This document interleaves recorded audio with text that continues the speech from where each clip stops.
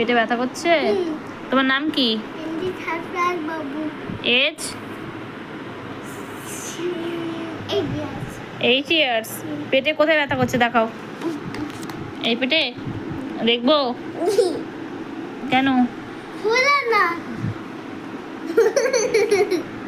মনে হচ্ছে ইঞ্জেকশন দিতে হবে। লাগিয়ে দেবো একটা ইঞ্জেকশন এখানে নাও। দাও একটা ইঞ্জেকশন দিতে হবে।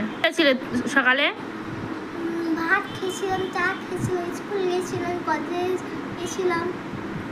এ নাও প্রেসক্রিপশন নাও। কি লেখা আছে?